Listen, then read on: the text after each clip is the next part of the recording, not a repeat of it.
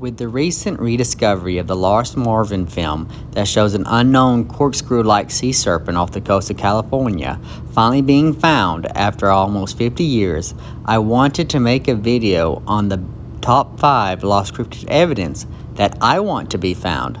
Some of my picks would rewrite both history and science books if they are recovered. At the bottom of my list is the Bedet Film. It's not so much lost evidence but being hoarded. In the summer of 2005 on Lake Champlain, Pete Bedet captured what is believed to be the best evidence of the lake monster known as Champ. Part of it was aired on ABC News. However, the entirety of the footage was given as payment to Bedet's divorce lawyer, who now refuses to show it to anyone unless you pay $100,000 to purchase the film.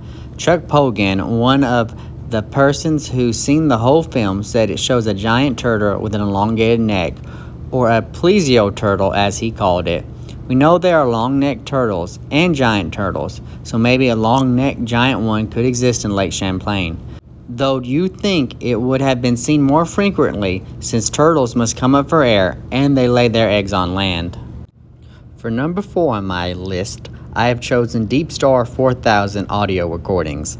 In 1966, off the coast of California in the Pacific Ocean, the crew of the Deep Star 4000 were at 4,000 feet deep when the submarine pilot Joe Thompson and a marine biologist Jean Lafond spotted a gigantic fish that resembled a sea bass with eyes the size of dinner plates swimming by their 18-foot submarine that the fish was longer than.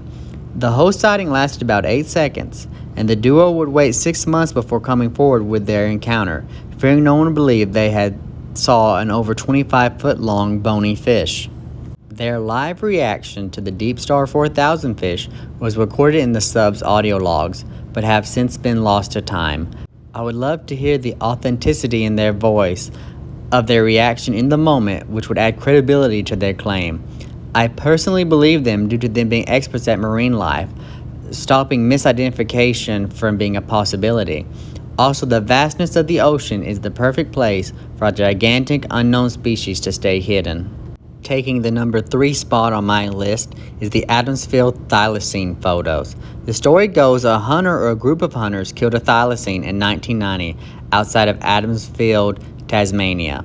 The hunters, fearing backlash for killing a thought-extinct animal, wanted to remain anonymous but took photographs of its corpse, then sent paw pictures to the Museum Victoria in order to compare the foot depicted in the photographs with a verified thylacine taxidermy feet. The comparison photo that were sent are now on the screen. Not necessarily compelling evidence, but the lost pictures that were taken of its head and mouth and body apparently would have been enough to prove the thylacine survived decades past its extinction date. Part of me wishes this was real, because though I've never seen a thylacine, I sure do miss them, and I want to still believe that they are out there. Coming in at number 2 on my list is the Lucky Star Casino Bigfoot footage. In 2002, in a back alley behind the Lucky Star Casino in Conoco, Oklahoma, a security camera caught a Bigfoot walking to a grease trap and exploring a dumpster for food.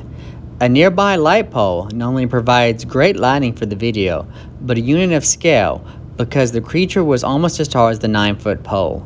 The few who have seen the footage says it was very clear and compelling. It sounds like it would give the Patterson-Gimlin film a run for its money. However, the Cheyenne Arapaho tribes that own the casino and footage refuse to release it because Sasquatch is a sacred animal in their culture, and they don't care if the rest of the world believes it or not. If you just so happen to be a member of this tribe listening to this and you just so happen to leak it to the press, don't worry about it. I won't judge you. Now, taking the number 1 spot on my list is no surprise the missing Thunderbird photo, probably the most widely known piece of lost cryptid evidence. There's a whole website dedicated to the reports of it. I'll link it down in the description. The picture is said to originate in some magazine article from the 1960s and show an old black and white picture of a huge bird hung on a barn wall. Under the bird, several cowboys or soldiers stand lined up to show the scale of the massive wingspan of the bird. The most bizarre thing is the sheer amount of people that remember seeing it, but it can't be found.